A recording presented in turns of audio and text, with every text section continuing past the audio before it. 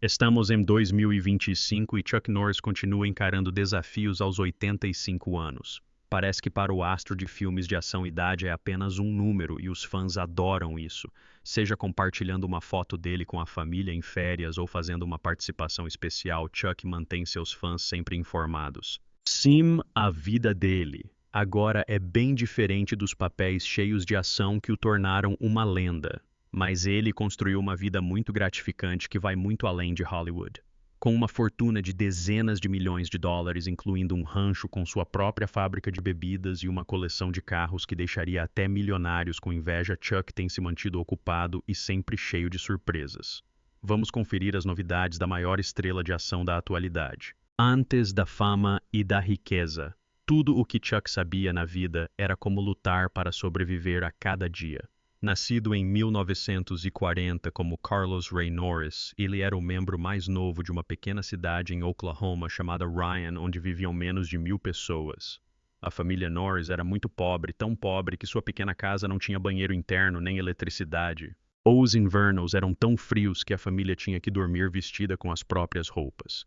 Em um inverno em particular, a família era tão pobre que se alimentou apenas de feijão e pão de milho por 47 dias seguidos. Como se as dificuldades do seu habitat já não fossem suficientes, Chuck nasceu com uma doença grave chamada icterícia, e os médicos achavam que ele não sobreviveria, pois já pesava apenas cerca de 2 quilos ao nascer. Mas, como um lutador, desde o início Chuck sobreviveu.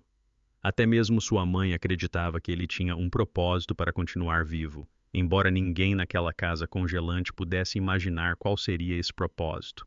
O pai de Chuck, o próprio Ray Norris, teve uma vida bastante difícil. Aos 17 anos, ele mentiu sobre a idade para se alistar no exército.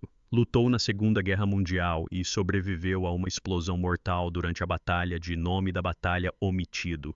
Mas após retornar para casa, o trauma nunca o abandonou. Isso o levou ao alcoolismo. Quando o jovem Chuck tinha 9 anos, Ray já bebia 2 garrafas de uísque por dia. Numa véspera de Natal, no início da década de 1950, ele estava tão bêbado que bateu o único carro da família num poste.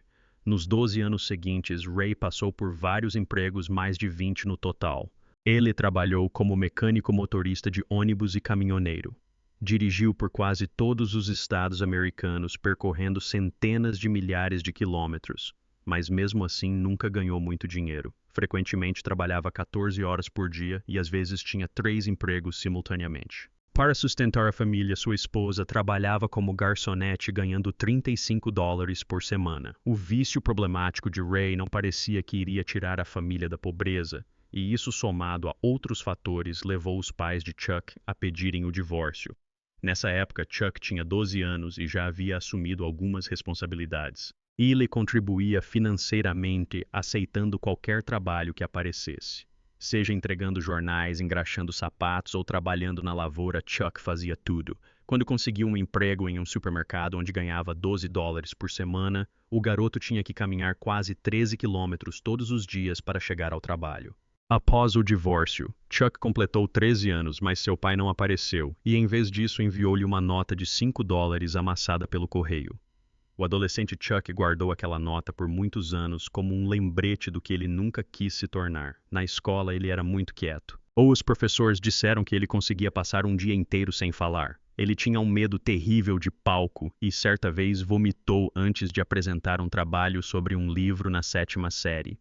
Ele se recusou a tentar novamente e aceitou a nota baixa. E ele também gaguejava tanto que evitava certas letras ao falar. Aos 15 anos tinha apenas 1 metro de altura e pesava menos de 45 quilos. Os policiais frequentemente o implicavam. Um deles chegou a empurrá-lo para uma poça de lama na frente da garota de quem ele gostava. Ele era tão tímido que almoçava sozinho na sala das caldeiras.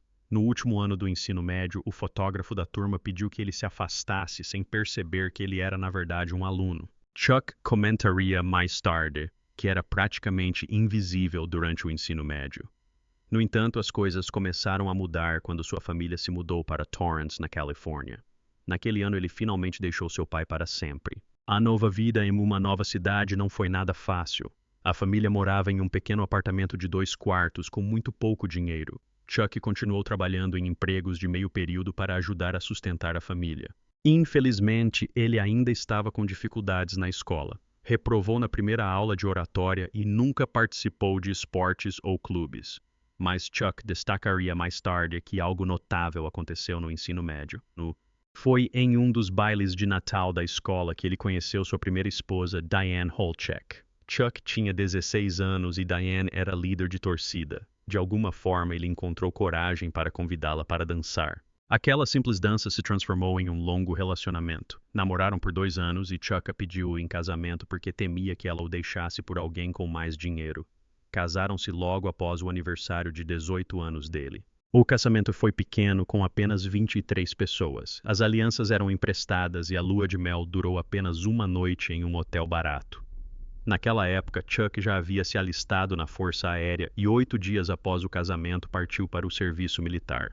Ele entrou para o exército porque se sentia preso, especialmente depois que seu pai bêbado causou um escândalo em sua formatura.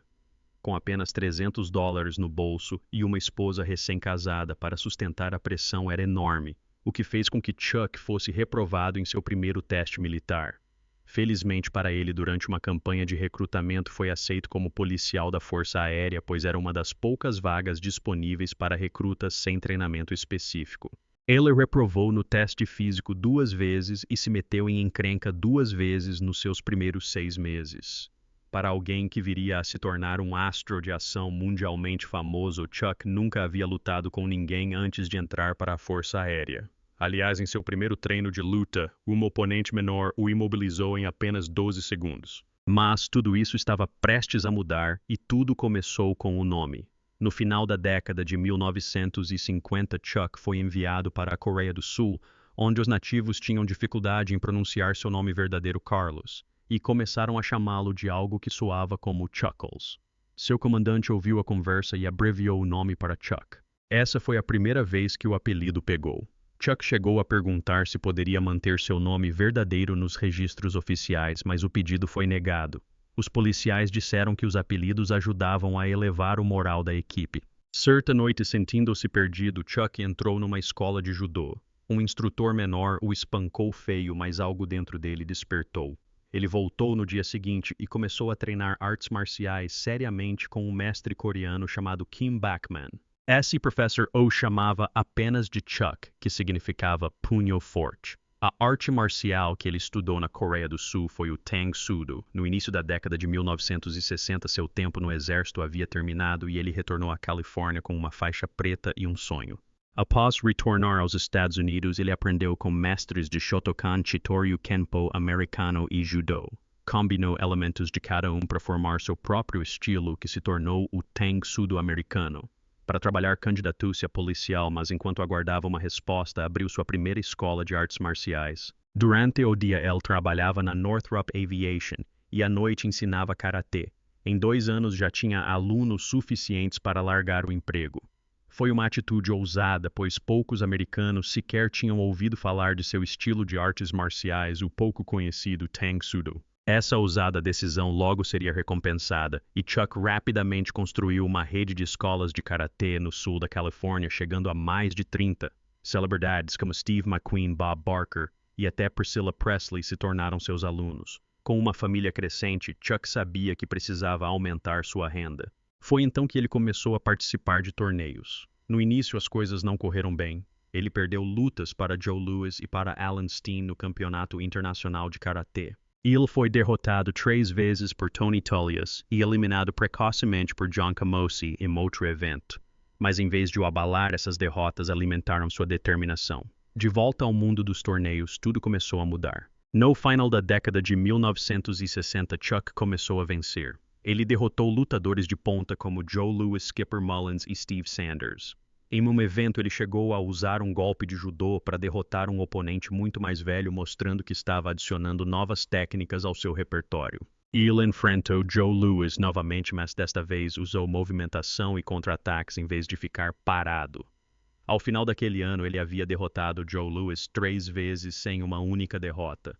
Chuck não era mais apenas um professor, ele estava se tornando um verdadeiro campeão. No início de junho de 1967, Chuck participou de um torneio de karatê onde lutou e derrotou 7 oponentes em um único dia. Sua luta final foi contra Skipper Mullins.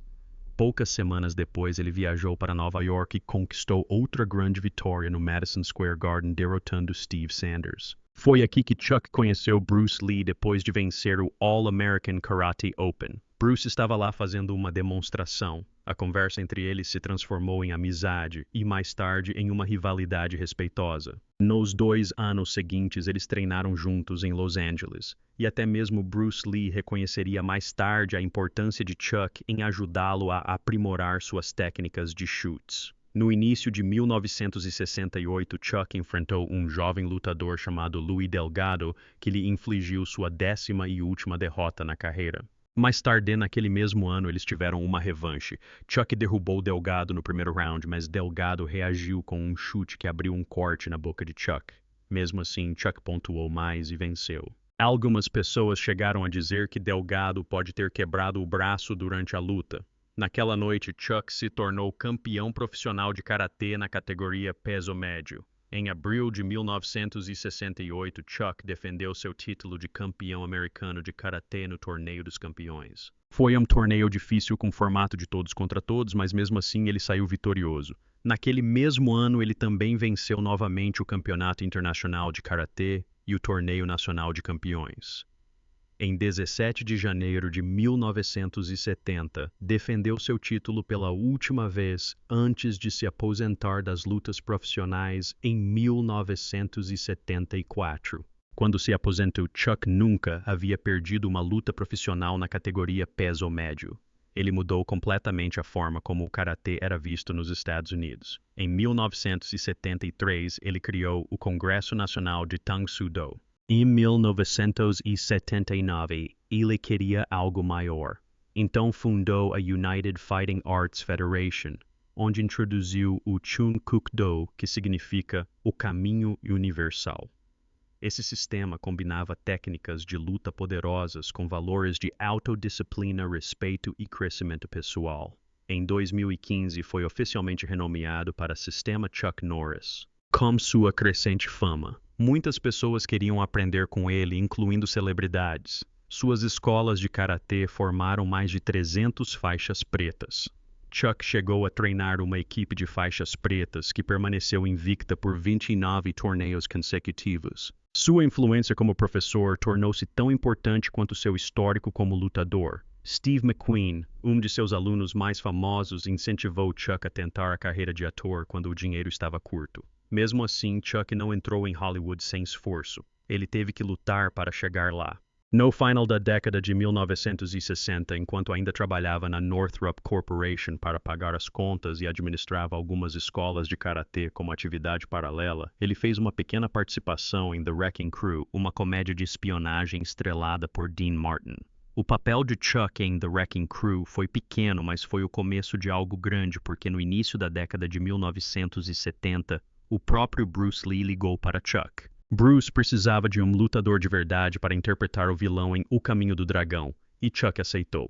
O filme bateu recordes em Hong Kong, arrecadando milhões e ultrapassou os 100 milhões em todo o mundo. A cena da luta final tornou-se uma das batalhas mais icônicas da história do cinema. Não era apenas atuação, era habilidade de verdade, técnica de verdade e respeito de verdade. O que o público viu foram 2 verdadeiros mestres de artes marciais em cena. Aquela batalha de 10 minutos tornou-se um clássico. Mais tarde, Chuck a considerou a melhor cena de artes marciais já filmada, e é difícil discordar dele. Chuck havia passado de dublê a estrela. Mesmo assim, ele não queria viver à sombra de Bruce Lee.